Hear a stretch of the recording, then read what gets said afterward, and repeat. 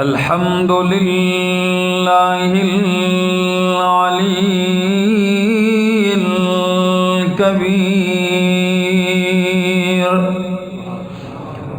الكبير المتعال.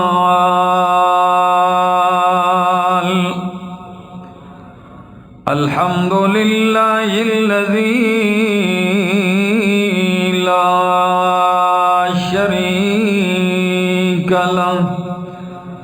لا شريك له في الذات والصفات، والصلاة والسلام على من أرسل بالبراهين والبينات،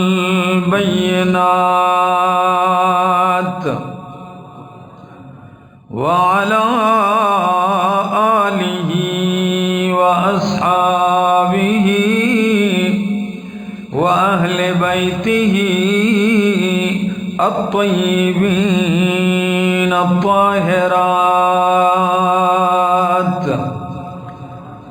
أما بعد، فأعوذ بالله من الشيطان الرجيم. بسم الله الرحمن الرحيم.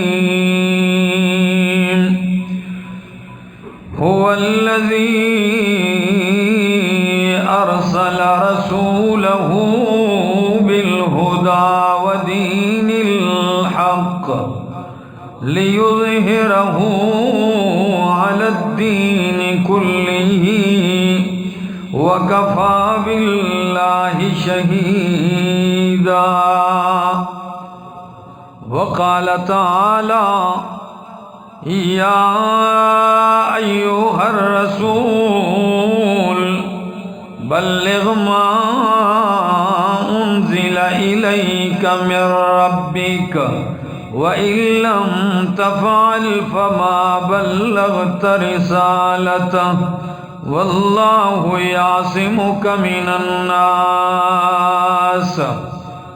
وقال النبي صلى الله تعالى عليه وسلم: إنما بعثت معلما. سبحان ربك رب العزة عما يصفون وسلام على المرسلين والحمد لله رب العالمین.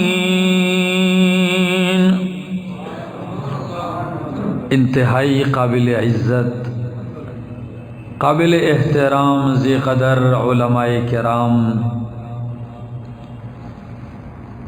اور صوبہ پنجاب کے اس علاقے کوٹ ادو اور گرد و نواح سے آئے ہوئے میرے معزز مکرم ساتھیوں، السلام علیکم.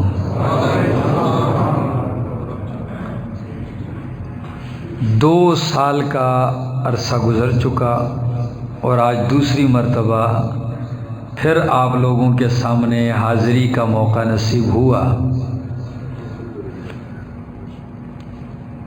بھائی حاجی الیاس خان صاحب، ان کی کوشش تھی، محبت اور پرخلوص دعوت تھی، لیکن اللہ کو منظور ایسا ہوا کہ وہ حالات ایسے بن گئے کہ بیچ میں پروگرام مؤخر ہوا، نہ ہو سکا.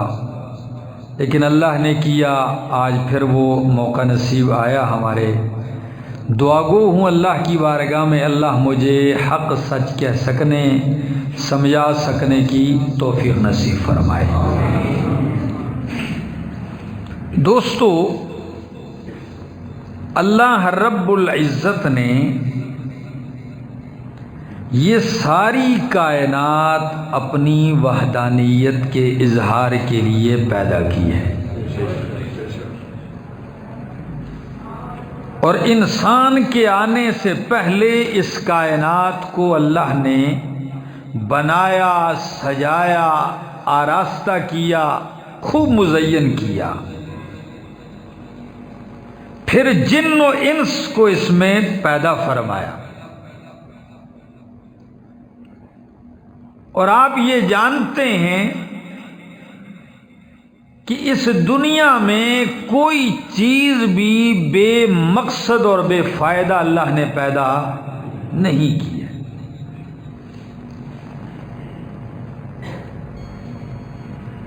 چھوٹی سی مشینری آپ دیکھ لیں، جانتے نہ بھی ہوں، میں اکثر راستے میں جب گزرتا ہوں تو بڑے بڑے کنٹینر میں، بڑے بڑے ٹریلوں میں، بڑی بڑی گاڑیوں میں مختلف مشینریاں لے کے جاتے ہیں۔ میں سوچتا رہتا ہوں یہ کس لیے بنی ہے، اس سے کیا مقصد ہوگا، کیا کام لیا جائے گا۔ کسی بچے کو بھی اگر چھوٹی سی مشینری مل جائے تو وہ اس سوچ میں لگا رہتا ہے کہ صانع نے اس کو کیوں بنایا، کس مقصد کے لیے بنایا۔ تو پھر آپ اندازہ لگائیں کہ چھوٹی سی مشینری بغیر کسی مقصد کے پیدا نہیں ہوتی، بنانے والا نہیں بناتا، تو مالک کائنات نے اتنا عظیم قدرت کا کرشمہ پیدا کیا انسان کو تو بغیر کسی مقصد کے پیدا کر دیا؟ جی نہیں۔ اور قرآن کہتا بھی یہ ہے کہ اہل ایمان دنیا میں جس چیز پہ نظر ڈالتے ہیں تو وہ کیا کہتے ہیں؟ ربنا ما خلقت ھذا باطلا، ربنا ما خلقت ھذا باطلا، اے ہمارے رب تو نے یہ جو کچھ بھی پیدا کیا ہے تو نے بے مقصد اور بے فائدہ پیدا نہیں کیا۔ یا اللہ، جب تو ایک پتے کو بغیر مقصد کے پیدا نہیں کرتا، ایک ذرے کو بھی تو نے بغیر مقصد کے پیدا نہیں کیا، تو اشرف المخلوقات انسان کو تو نے کس مقصد کے لیے پیدا کیا ہے؟ قرآن کہتا ہے وَمَا خَلَقْتُ الْجِنَّ وَالْإِنسَ إِلَّا لِيَعْبُدُونَ۔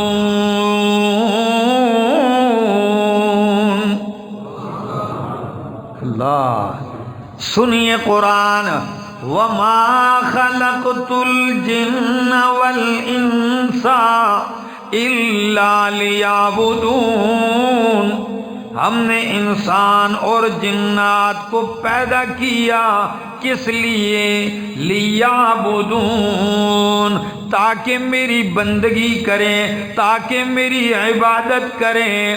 اور سند المفسرین، حبر الامت، ترجمان القرآن حضرت عبداللہ ابن عباس رضی اللہ تعالیٰ عنہ فرماتے ہیں قرآن میں جہاں بھی لفظ عبادت آتا ہے تو اس کا معنی توحید ہوتا ہے۔ تو معنی اس آیت کا یہ ہے الا لیعبدون،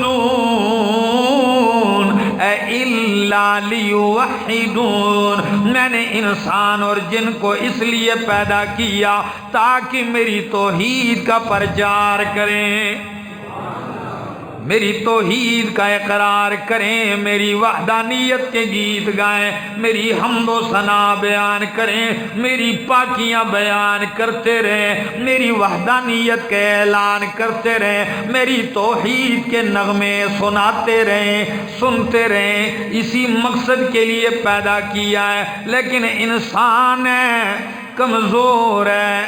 کیا ہے؟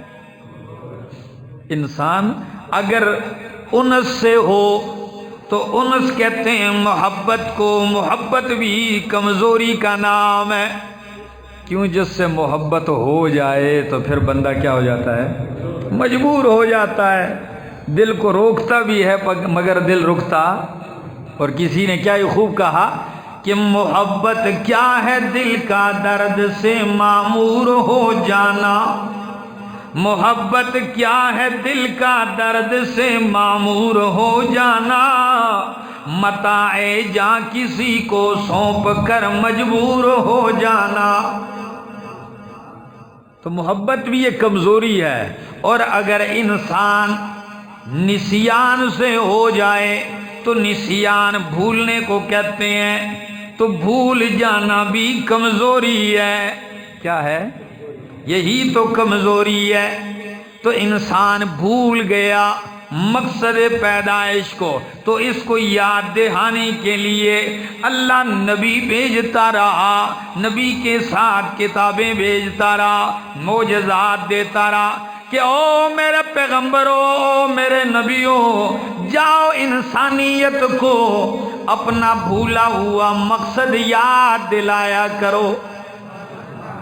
نوح علیہ السلام آئے، انسانیت اپنی پیدائش کا مقصد بھول چکی تھی، لیکن نوح علیہ السلام 950 سال، کتنا؟ کوٹ ادو والو، 950 سال میں ہماری نسلیں ختم ہو جاتی ہیں، خاندان مٹ جاتے ہیں، ملک اور علاقے مٹ جاتے ہیں، لیکن کمال دیکھیے کہ 950 سال تک اللہ کے پاک پیغمبر نوح علیہ السلام، قرآن کہتا ہے اللہ کی وحدانیت کا پرچار کرتے رہے۔ ان کی تقریر میں آپ کو زکوٰۃ، صدقات، خیرات، حج، قربانی کا تذکرہ نہیں ملے گا۔ 950 سال تک یہی کہتے رہے، یا قوم اعبدوا اللہ ما لکم من الہ غیرہ۔ او میری قوم، مقصد پہلے ہوتا ہے نا، تو باقی چیزیں تو بعد میں ہیں، تو پہلے مقصد کی بات۔ او میری قوم اعبد اللہ، اے وحد اللہ، تم نے ود، سوا، یغوث، یعوق اور نصر کو معبود بنایا ہوا ہے، یہ تمہارے الہ و معبود نہیں ہے۔ الہ و معبود ہے تو کون ہے؟ اللہ کا نام تو محبت سے لے لو، کون ہے؟ اللہ ہے۔ یہی ان کی دعوت، یہی ان کا مشن ہے۔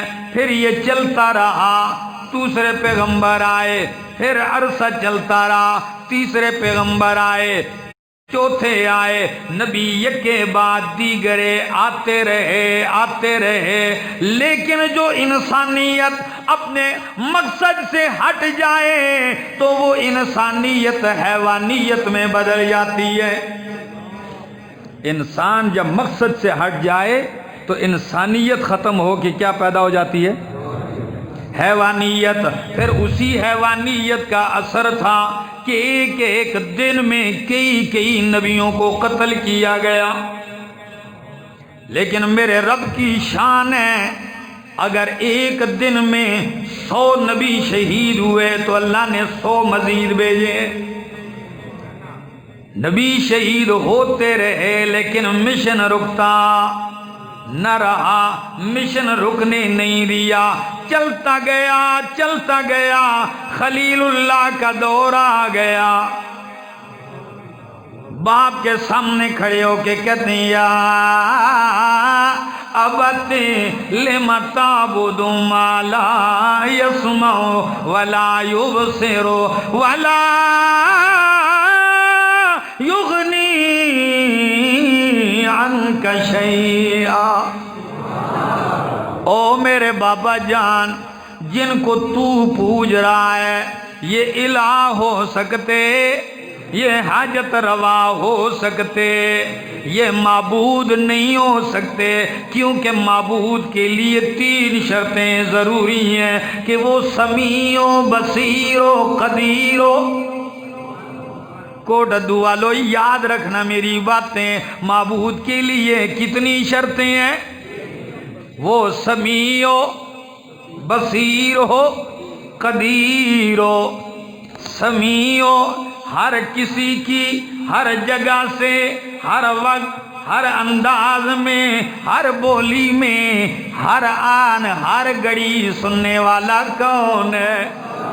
اللہ ہے۔ اور یہی تو خلیل اللہ نے فرمایا، ابا جان آپ ایسوں کی کیوں عبادت کرتے ہیں؟ لا یسمعو، جو سمیع نہیں، جو تیری سنتے نہیں، کیونکہ سننے والا ہر کسی کی ہر جگہ سے کون ہے؟ فرمایا ان ربی لسمیع الدعاء، او میرا بابا جان، ان ربی لسمیع الدعاء، رب تو میرا ہے جو ہر دعا کو سننے والا ہے، معبود تو وہ ہے جو ہر آن ہر گھڑی سننے والا ہے، جنہیں تو پوچھ رہا ہے وَلَا يُبْصِرُ، یہ دیکھ بھی نہیں سکتے، اور جس کی طرف میں دعوت دیتا ہوں وہ ہے إِنَّهُ هُوَ السَّمِيعُ الْبَصِيرُ، وہی سمیع بھی ہے اور بصیر بھی ہے، دیکھنے والا بھی ہے، جنہیں تو پوچھ رہا ہے لا یغنی عنک شیئا، یہ تیرے کسی کام نہیں آ سکتے، تجھے کوئی نفع نہیں دے سکتے، تجھ سے کوئی مصیبت نہیں ٹال سکتے، اور جس کی طرف میں دعوت دیتا ہوں اس کی شان تو یہ ہے انما امرہ اذا اراد شیئا ان یقول له کن فیکون۔ کیا مزہ ہے قرآن میں، کیا تاثیر ہے رب کے قرآن میں۔ انما امرہ اذا اراد شیئا، وہ جب بھی ارادہ کر لیتا ہے کسی کام کا تو مشکل ہوتی ہے نہیں، کیا کہتا ہے کن ہو جا فیکون، دیر نہیں لگتی ہو جاتا ہے، فعال لما یرید، جو ارادہ کر لے اسے کر گزرتا ہے، لا یسأل عما یفعل، جو کرتا ہے اسے پوچھنے والا بھی کوئی نہیں، کیوں ان اللہ علی کل شیء قدیر، وہ ہر چیز پہ قادر ہے، وہ ہر چیز پہ قدرت رکھنے والا ہے۔ اللہ اکبر۔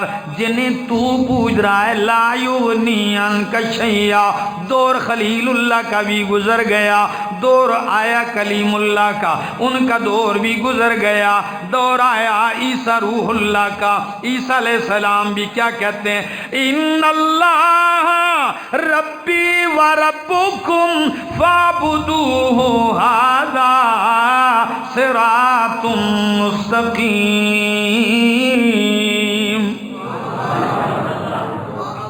قربان جاؤں، میں اختصار کے ساتھ صرف آپ کو جھلک دکھا رہا ہوں، آ رہا ہوں چونکہ عنوان ہے مشن رسالت، تو آپ کو بتا رہا ہوں کہ قرآن نبیوں کا مشن بتا رہا ہے، ہر نبی کی یہی بات ہے، ہر نبی کا یہی مشن رہا ہے۔ تو اللہ کے پاک پیغمبر عیسیٰ روح اللہ علیہ السلام کیا کہتے ہیں ان اللہ ربی و ربکم، اللہ میرا بھی رب ہے تمہارا بھی رب ہے، فاعبدوہ، اسی ہی کی عبادت کرو، فاعبدوہ اے وحدوہ، اسی کی توحید کو مان لو، اور جس نے اسی کی توحید کو مان لیا ھذا صراط مستقیم، صراط مستقیم بس یہی ہے۔ لوگوں نے تو کہہ دیا کہ عیسیٰ علیہ السلام ابن اللہ ہے، قالت النصارى المسیح ابن اللہ، لیکن خود اللہ کے پیغمبر حضرت عیسیٰ علیہ السلام کہتے ہیں قال انی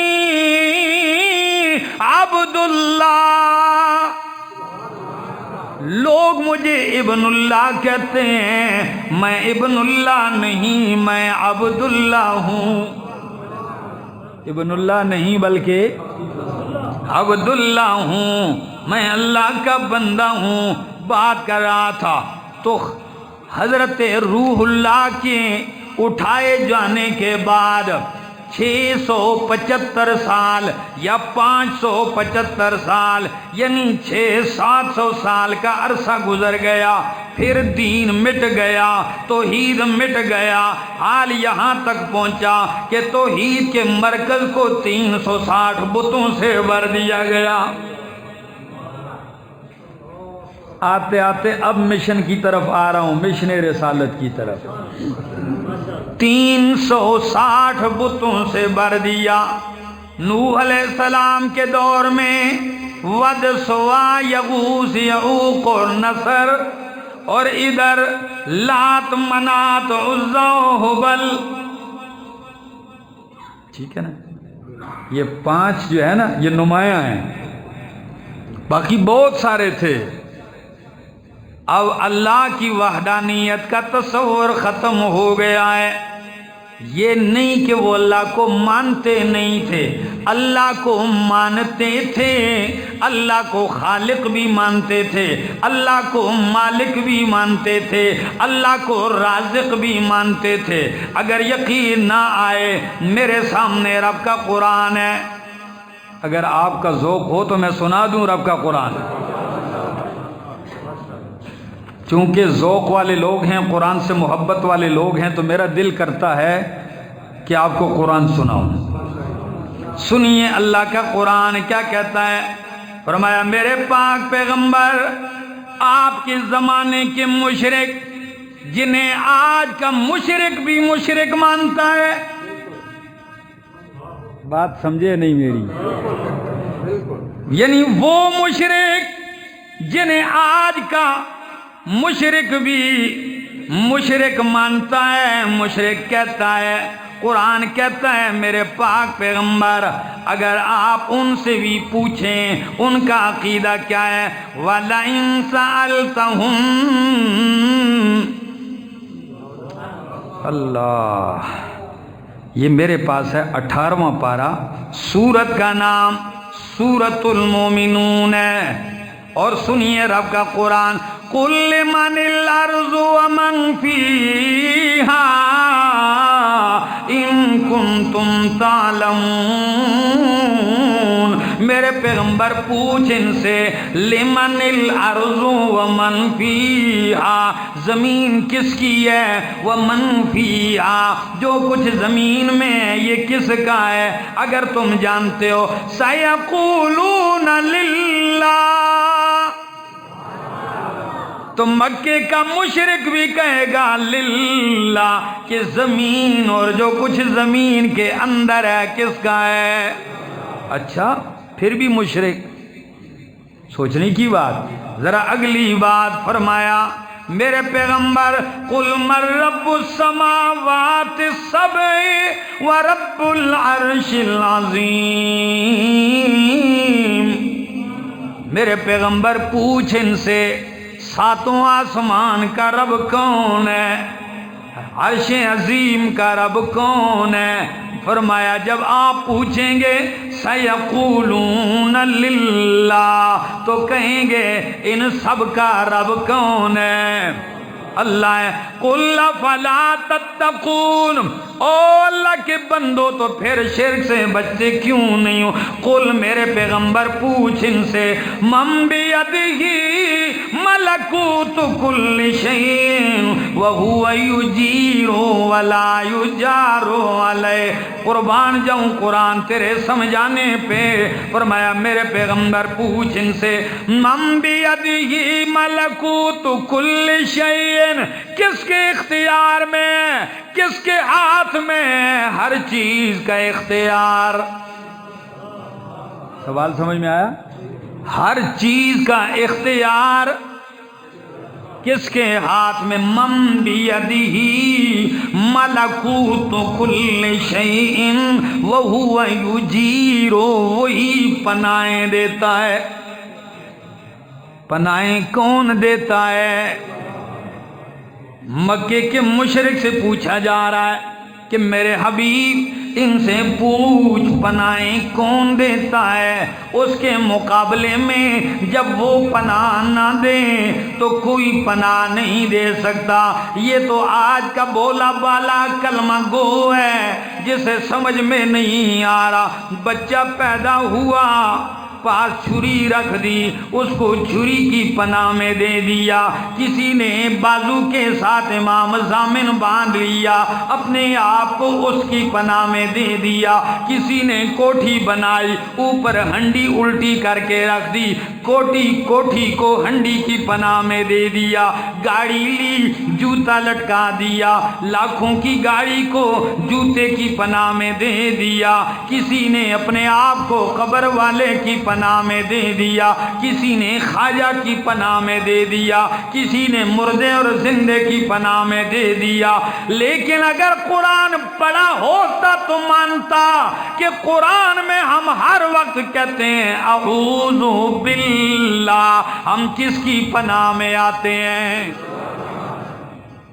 اعوذ باللہ۔ اور اللہ اپنے پیغمبر سے بھی کہتے ہیں قل اعوذ برب الفلق، قل اعوذ برب الناس۔ میرا محبوب تو بھی میری پناہ کا محتاج ہے، میرا سونا صبح و شام یہ کہا کر کہ ربا میں محمد بھی تیری پناہ میں آتا ہوں۔ جب نبی بھی اس کی پناہ کے محتاج ہیں تو پھر مان لو کہ اس کے سوا کوئی پناہ دینے والا۔ فرمایا وَهُوَ يُجِيرُ وَلَا يُجَارُ عَلَيْهِ إِن كُنتُمْ تَعْلَمُونَ۔ پوچھ میرے پیغمبر کون پناہیں دیتا ہے، کس کے ہاتھ میں اختیار ہے؟ سَيَقُولُونَ لِلَّهِ، تو یہ سارے کہیں گے للہ۔ اختیار کس کا ہے؟ پناہیں کون دیتا ہے؟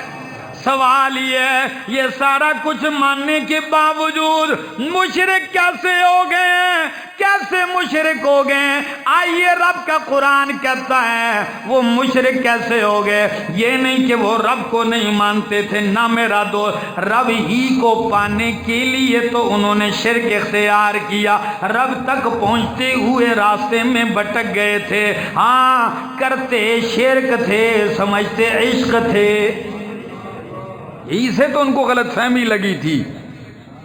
پھر وہ شرک کیا کرتے تھے؟ سنیے، وہ کہتے تھے کہ ما نعبدهم الا ليقربونا الى الله زلفا۔ ہم جو لات منات عزا و حبل کی عبادت کرتے ہیں، ہم ان کو خالق تو نہیں مانتے، ہم ان کو اللہ بھی نہیں مانتے، اللہ کے برابر بھی نہیں مانتے۔ آج کا سادہ مشرک بھی یہی کہتا ہے، جی شرک کہتے ہیں اللہ کے ساتھ کسی کو برابر کرنا۔ کیا برابر تو وہ بھی نہیں کر رہے، وہ کیا کہتے ہیں؟ وہ کہتے ہیں وَمَا نَعْبُدُهُمْ، ہم ان کی عبادت نہیں کرتے مگر کس لیے؟ إِلَّا لِيُقَرِّبُونَا إِلَى اللَّهِ زُلْفَا، اس لیے کرتے ہیں کہ یہ ہمیں رب کے قریب کر دیں۔ یعنی قریب وہ بھی کس کے ہونا چاہتے تھے؟ وہ رب کے قریب ہونا چاہتے تھے، لیکن سمجھ نہیں، وہ تو سمجھتے تھے کہ لات و منات کے ذریعے رب کا قرب ملے گا۔ رب نے کہا نہیں نہیں، وسجد وقترب، میرا قرب چاہتا ہے، میرے سامنے سجدہ کر، میرے قریب ہو جا، سجدہ میرے سامنے کر اور میرے، یہی میرا قرب ہے۔ اللہ کے پاک پیغمبر نے فرمایا جب آپ سجدے میں ہوتے ہیں تو جتنا قریب رب کے بندہ سجدے میں ہوتا ہے اس سے زیادہ اور کسی صورت میں نہیں ہو سکتا۔ تو رب کے سامنے سجدہ چھوڑ کے در بدر لگے ہوئے ہیں، تو اللہ نے فرمایا میرے پاک پیغمبر جائیے، آپ کا مشن یہ ہے، یا ایھا المزمل قم اللیل الا قلیلا، او میرا سونا پیغمبر غار حرا میں کی سال بیٹھ کے گزارے ہیں، اب بیٹھنے لیٹنے کا وقت ختم ہو گیا ہے، اب میں نے آپ کو مشن قرآن مشن توحید دے دیا، اب دن تو رہا دن، اب تو راتوں کو بھی جاگنا پڑے گا۔ یا ایھا المزمل قم اللیل الا قلیلا نصفہ او انقص منہ قلیلا او زد علیہ ورتل القرآن ترتیلا۔ کبھی فرمایا یا ایھا المدثر قم فانذر وربک فکبر، میرا پاک پیغمبر قم اٹھئے، اٹھنے کا وقت آ گیا ہے، کھڑے ہونے کا وقت آ گیا۔ کبھی آپ نے فاران کی چوٹی پہ کھڑے ہونا ہے، کبھی صفا کی پہاڑی پہ کھڑے ہونا ہے، کبھی آپ نے مکے کے میدان میں کھڑے ہونا ہے، کبھی آپ نے بدر و احد میں کھڑے ہونا ہے، کبھی آپ نے خندق میں کھڑے ہونا ہے۔ میرے پاک پیغمبر کبھی اوکاز کی منڈی میں کھڑے ہونا ہے، آپ پہ پتھروں کی بارش برسے گی، لیکن میرے پیغمبر آپ نے میرے قرآن کی بارش برسانی ہے۔ رتل القرآن ترتیلا، میرے پاک پیغمبر یہی آپ کا مشن ہے۔ آج بھی مشن رسالت میں مانتا ہوں لوگ جلسے کا عنوان رکھتے ہیں سیرت النبی، کیا؟ اور جب تقریر ہوتی ہے تو سیرت بتاتے نہیں، صورت بتاتے ہیں، کیا؟ میں کبھی کبھی حیران رہ جاتا ہوں کہ جلسہ کس کا ہے؟ جلسہ ہے سیرت کا، سنایا جا رہا ہے کس کو؟ سورت سنائی جا رہی ہے، نبی کی زلفیں ایسی، نبی کا چہرہ ایسا، آپ کے رخسار ایسے، آپ کی آنکھیں ایسی۔ میں نے کہا سن، کون کہتا ہے نبی اعلیٰ نہیں؟ نبی کو تو اعلیٰ، نبی کو تو صادق اور امین مکے کے مشرک بھی مانتے تھے، حسین مشرک بھی مانتے تھے، ایسا ہے کہ نہیں؟ ابو سفیان سے جب ہرقل بادشاہ نے پوچھا تھا کہ نبی تمہارے اندر کیسے ہیں، کیف نسبہ فیکم، تو کیا کہا؟ ہوا فینا ذو نسبین، ان کا نسب سب سے اعلیٰ ہے۔ پھر پوچھا کبھی جھوٹ بولا ہے؟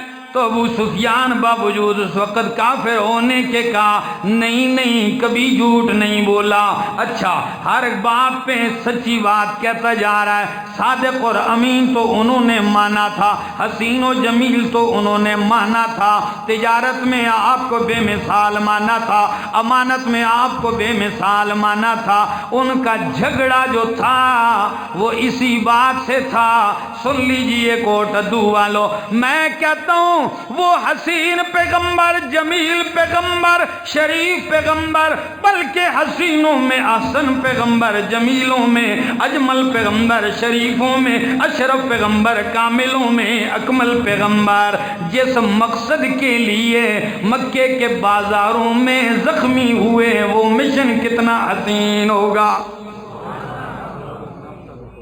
جی؟ جس مشن کے لیے اتنا حسین پیغمبر لہو لہان ہوا وہ مشن کتنا عظیم ہوگا۔ لیکن کیا کیا جائے، اسے بیان کرنے میں تکلیفیں آتی ہیں۔ 40 سال تک صادق اور امین کہنے والے آخر میں کیا کہتے ہیں؟ اِنَّا لَتَارِكُوا آلِهَتِنَا لِشَاعِرٍ مَجْنُونٍ، کیا ہم شاعر اور دیوانہ کی وجہ سے اپنے خداؤں کو چھوڑ دیں؟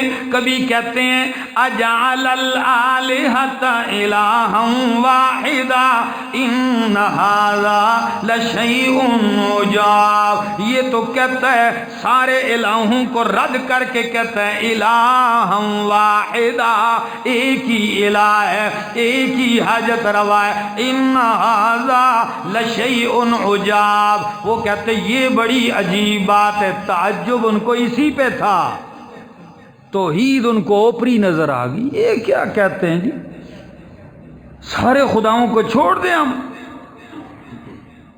آج جو کچھ آپ کو نظر آ رہا ہے اولیاء کی قبروں پر، علماء کی قبروں پر، دینداروں کی قبروں پر، کیا اولیاء کی تعلیمات یہ تھی؟ سچ بتائیے، کیا اللہ کے نیک بندوں کی تعلیمات یہ تھی کہ جب میں مر جاؤں میری قبر پہ آ کے سجدے کرنا؟ مجھے دنیا کا کوئی ولی اللہ بتا دیجئے جس نے اپنی وصیت میں، جس نے اپنی کسی تحریر میں لکھا ہو کہ میرے مرنے کے بعد میری قبر پہ آ کے چادریں چڑھاؤ، میرے مرنے کے بعد میری قبر پہ آ کے پھول چڑھاؤ، میرے مرنے کے بعد میری قبر پہ آ کے سجدے کرو، یہاں مجاور بن جاؤ۔ مجاور بننے کی دعوت وہ کیسے دے سکتے ہیں جبکہ ولیوں کے امام، ولیوں کے پیغمبر، جن کی غلامی میں ولایت ملتی ہے، سید الانبیاء کی تعلیم یہ تھی لعن اللہ الیہود والنصارى، اللہ کی لعنت تو یہودیوں عیسائیوں پر، اتخذوا قبور انبیائہم مساجدا، انہوں نے اپنے نبیوں کی قبروں کو سجدہ گاہ بنا دیا ہے۔ تو سچ بتاؤ، جب نبیوں کی قبروں کو سجدہ گاہ بنانے والے پہ لعنت ہوگی تو پاکستانی چرسیوں اور بھنگیوں کی قبروں کو سجدہ گاہ بنانے والوں پر کیا برسے گی؟ رحمت برس سکتی ہے؟ میرا تو یہی شکوہ رہتا ہے کہ کہیں نخل مرقد کی چھاؤں میں سجدے، کہیں نخل مرقد کی چھاؤں میں سجدے، کہیں مرنے والوں کے پاؤں میں سجدے، اشاروں میں سجدے، نگاہوں میں سجدے، یہاں اور وہاں خانقاہوں میں سجدے۔ اور بلکہ اکثر تو جاتے بھی اس لیے، اکبر الآبادی کیا ہی خوب کہا کہ در خانقاہ پہ پڑا ہوں اکبر، اکبر نے بھی کیا خوب کہا ہے حاجی الیاس صاحب کہ در خانقاہ پہ پڑا ہوں اکبر، خدا ملے نہ ملے روٹیاں تو ملتی ہیں۔ ہاں انہیں کیا لگے، چلو جی بھنگ کی سوٹی مل جاتی ہے، سوٹا مل جاتا ہے، چرس آسانی سے مل جاتی ہے جی۔ اور پھر انہوں نے رکھا بھی نام اس کا کیا رکھا ہے، ملنگی بوٹی۔ تو میں سوچ رہا تھا یہ کس سے بنتی ہے چرس؟ اس پودے کا نام ہے بنگ، کیا؟ تو ہمارے یہاں اس کو کہتے ہیں بنگی بوٹی، کیا؟ تو بنگی بوٹی کا نام کیا رکھ دیا؟ ملنگی بوٹی۔ میرا دوست، نہ یہ ولیوں کی تعلیم ہے، نہ یہ موحدین علماء کی تعلیم ہے۔ اور ہاں، اگر کسی ایسے چرسی بنگے کی ہو تو ہم اس کو ولی نہیں مانتے، وہ ولی ہو بھی نہیں سکتا۔ ہاں، شیخ سعدی نے کہا کار شیطان میں کند نامش ولی، کوٹ دوالو کار شیطان میں کند نامش ولی، گر ولی اینس لانت بر ولی، کام شیطانوں کے کرے لوگ ہیں یہ ولی ہے، اگر ولی ایسا ہے تو اس پہ لعنت ہو۔ ولی کون ہے؟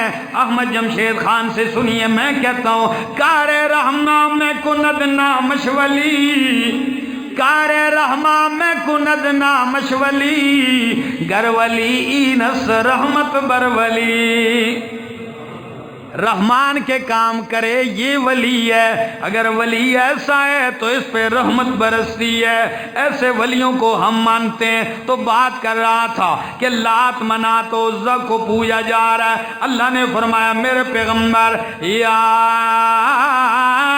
ایھا الرسول، او میرا رسول اٹھ، میرا پاک پیغمبر اٹھیے میرے پیغمبر، اللہ کیا کرنا ہے؟ بلغ ما انزل الیک من ربک، تیرے آنے سے پہلے قصے بہت سنائے جا چکے ہیں، تیرے آنے سے پہلے خرافات بہت سنائے جا چکے ہیں، تیرے آنے سے پہلے قصیدے بڑے سنائے جا چکے ہیں، شعر و شاعریاں بڑی سنائی جا چکی ہیں، میرے پیغمبر تو نے آ کے سنانا ہے، تو کیا سنانا ہے؟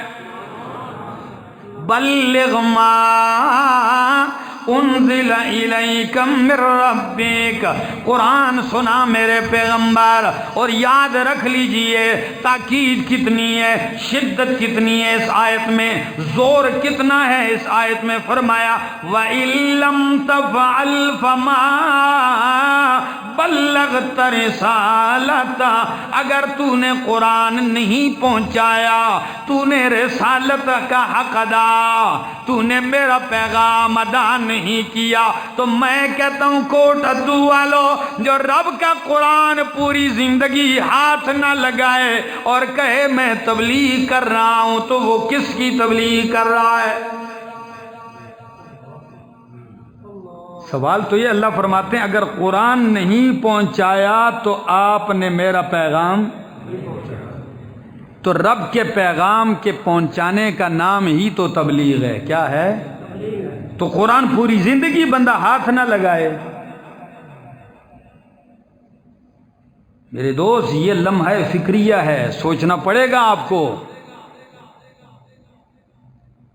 علماء کو بھی سوچنا پڑے گا، علماء سے محبت کرنے والوں کو بھی سوچنا پڑے گا۔ آج تو ہم مقرر کو اس شرط پہ لوگ بلاتے ہیں کہ خدا را آنا تقریر کرنا، کس پہ تقریر کرنا؟ آپ کی تقریر یہ ہو جی سونا جا قصہ سنا دو، اچھا مولانا صاحب فلاں فلاں اشعار سنا جائیں۔ یہ بہت کم لوگ ہیں جو کہتے ہیں مولانا صاحب آ کے ہمیں رب کا قرآن سنا کے چلے جائیں۔ لوگوں کے کان قرآن سننے کو ترس چکے ہیں، سنانے والے نہیں، اور جب رب نے سنانے والے فقیر پیدا کر ہی دیے ہیں چند، تو اب ان کو سنانے نہیں دیا جا رہا، ان کی آواز کو دبایا جا رہا ہے، ان کے اوپر تہمتیں، بہتان، الزام لگا کر۔ لیکن میں کہتا ہوں خوش رہو، ہم نبی سے بڑے تو ہو نہیں سکتے، اس لیے اگر نبی قرآن سنائے انہیں شاعر کہا جائے، نبی قرآن سنائے انہیں ساحر کہا جائے، نبی قرآن سنائے انہیں مجنون کہا جائے، نبی قرآن سنائے انہیں کذاب کہا جائے، نبی قرآن سنائے انہیں جھوٹا کہا جائے، لیکن قربان جاؤں قرآن ہے ہی ایسی کتاب، اللہ فرماتے ہیں میرا پاک پیغمبر قرآن تو سناتا جا، تیری صفائیاں میں خود کرتا جاؤں گا۔ انہوں نے کہا مجنون ہے، انکا لمجنون انا لتارکو آلہتنا لشاعر مجنون۔ جب مجنون کہا تو رب کا قرآن صفائی کیسے کرتا ہے؟ فرمایا نون والقلم وما یسطرون ما انت بنعمت ربک بمجنون۔ کیا مٹھاس ہے، نون والقلم وما یسطرون، میرا محبوب پریشان نہ ہو، تجھے مجنون کہا جا رہا ہے۔ اگر آپ کو یہ دیوانہ کہتے ہیں، میں رب سے یہ تصدیق اتار رہا ہوں کہ نون والقلم، قسم ہے قلم کی، اور ہمارے علماء مانا کرتے ہیں شاہد ہے قلم، گواہ ہے قلم، جو کچھ قلم سے لکھا جا رہا ہے یا لکھتے ہیں لکھا جائے گا، یہ دونوں چیزیں گواہ ہیں کہ ما انتا بنعمت ربک بمجنون، آپ اپنے رب کے فضل سے نعمت سے مجنون نہیں ہے۔ یہاں قلم کو گواہ کیوں بنایا جا رہا ہے؟ کوٹ عدو والو بہت معنی مفسرین کرتے ہیں، ایک معنی کرتے جا رہا ہوں۔ فرمایا میرے پیغمبر اگر تاریخ کا قلم لکھا جائے گا تو تاریخ کا قلم گواہ ہے، تاریخ میں سب کچھ لکھا جائے گا لیکن آپ کو مجنون نہیں لکھا جائے گا۔ ہاں علماء کا قلم گواہ ہے، سب کچھ لکھا جائے گا، آپ کو مجنون نہیں لکھا جائے گا۔ اگر طبیب بلایا جائے اور آپ کو دیکھیں تو طبیب کا قلم بھی آپ کو مجنون نہیں لکھے گا۔ یہاں تک کہ دشمن کا قلم سب کچھ لکھ سکتا ہے لیکن آپ کو مجنون نہیں لکھے گا۔ کس طرح آپ کو یہ مجنون کہتے ہیں؟ اور اگر یہ کہتے ہیں شاعر تو جو سن لیجئے، فرمایا وَمَا عَلَّمْنَاهُ الشِّعْرَ وَمَا يَنبَغِي لَهُ، نہ میں نے اپنے پیغمبر کو شاعری کا علم دیا، نہ یہ میرے پیغمبر کے شایان شان ہے۔ اگر وہ کہتے ہیں لست مرسلا، تو رسول نہیں، تو فرمایا کوئی مانے نہ مانے میں اعلان کرتا ہوں یاسین والقرآن الحکیم انکا لمن المرسلین۔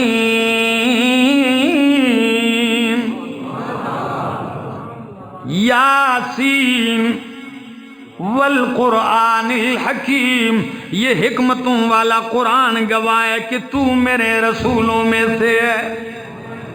صفائیاں آپ کی خود قرآن کرتا جائے گا، تسلی آپ کو قرآن دیتا جائے گا، کام بس آپ کا یہ ہے اما بنعمت ربک فحدث۔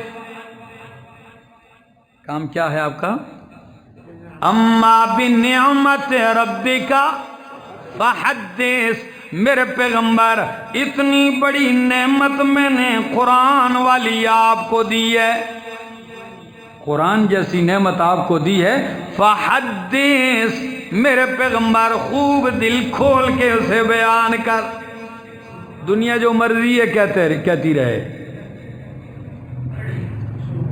اس دنیا نے کسی کو معاف نہیں کیا، کوئی جتنا بھی اچھا ہو جائے اس کو برا کہنے والے پھر بھی موجود ہوتے ہیں، اور کوئی کتنا بھی برا ہو جائے پھر بھی اس کو اچھا کہنے والے موجود ہوتے ہیں۔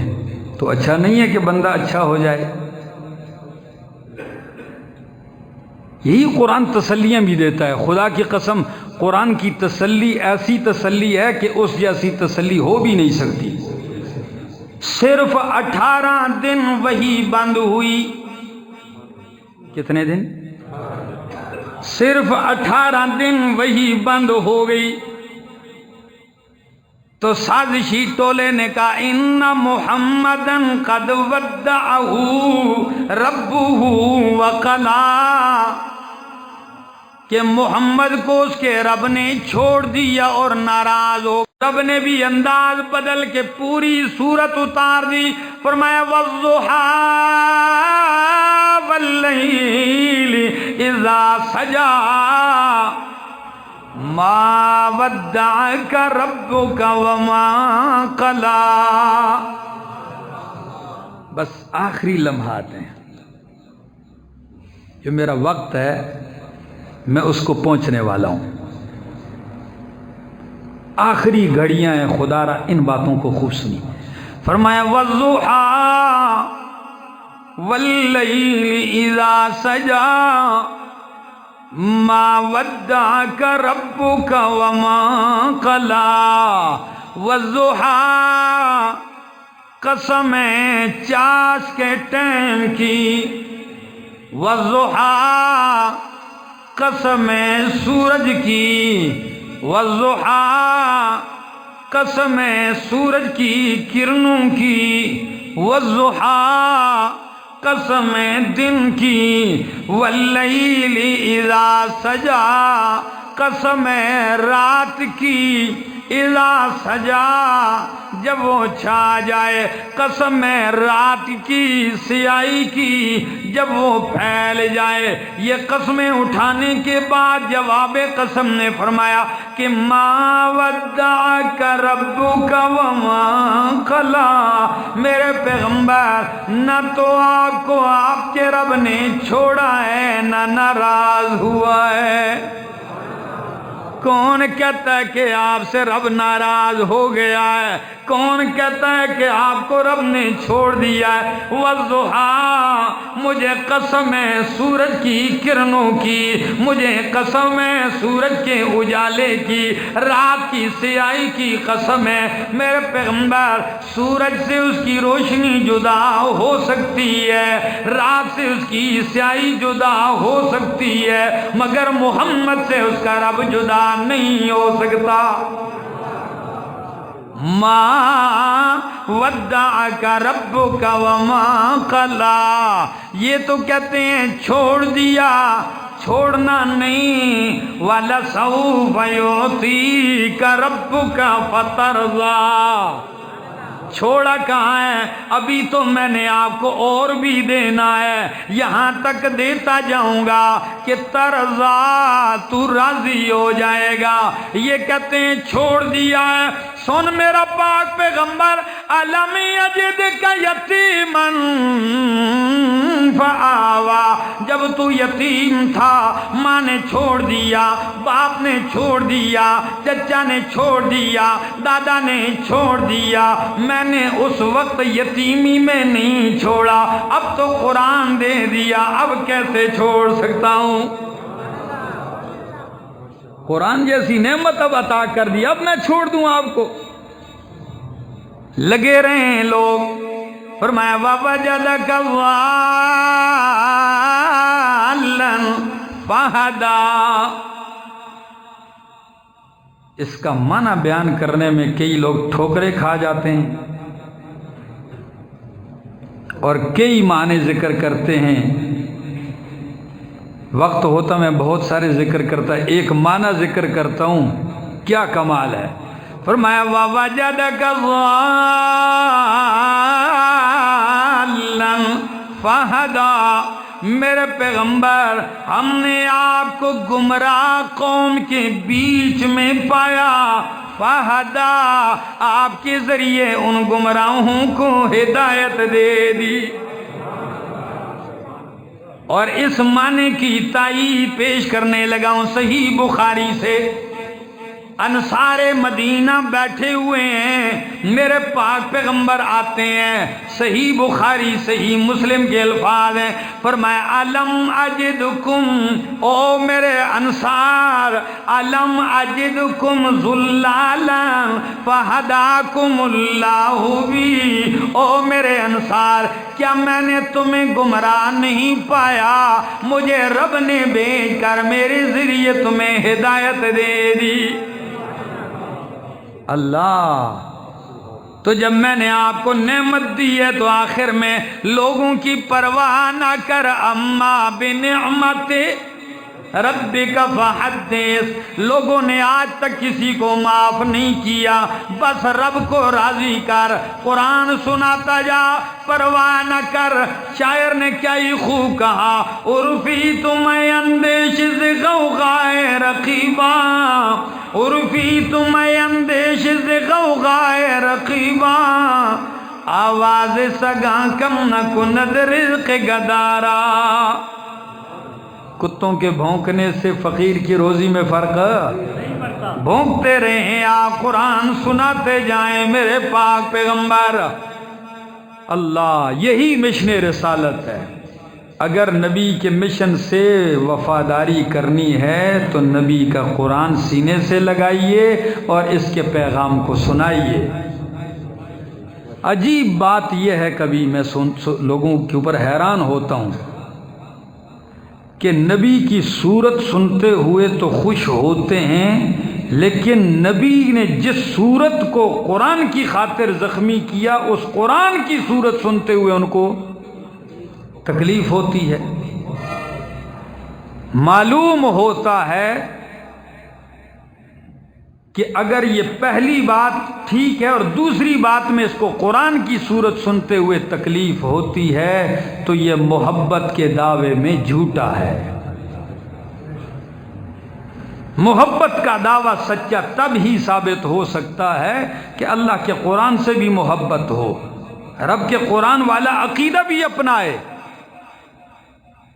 کہ جس قرآن مقدس کو اللہ کے پاک پیغمبر نے اتنا مضبوطی سے سنایا کہ مکہ چھوڑ دیا، حرم چھوڑ دیا، کعبہ چھوڑ دیا، خاندان چھوڑ دیا، وطن چھوڑ دیا، لیکن رب کا قرآن نہیں چھوڑا۔ تو جس بندے نے پوری زندگی قرآن کو ہاتھ ہی نہیں لگایا، اس کی کفن کے اوپر اگر قرآن آپ لکھ بھی دیں تو کیا حاصل؟ اس کی قبر کے اوپر سورہ اخلاص لکھ بھی دیں تو قرآن کا سورہ اخلاص سے اس کو کیا فائدہ؟ وہ ہے ہی سورہ اخلاص کا منکر۔ تو سورہ اخلاص والے عقیدے کو اپنائے گا تو پھر فائدہ ہوگا۔ دوستو، اللہ سے دعا ہے اللہ عمل کی توفیق عطا فرمائے۔ آپ لوگ اس موسم میں رات کی ان گھڑیوں میں آئے، بیٹھے، جس محبت، خلوص اور لگن کے ساتھ آپ لوگوں نے سنا، میں اللہ کی بارگاہ میں دعا گو ہوں کہ اللہ اپنی اس کتاب کے انوارات سے آپ کے دلوں کو منور فرمائے، آپ کے عقیدوں کو منور فرمائے، آپ اور ہم سب کے ایمان کو منور فرمائے، دنیا اور آخرت کو منور فرمائے، زندگی باقی، ملاقات باقی۔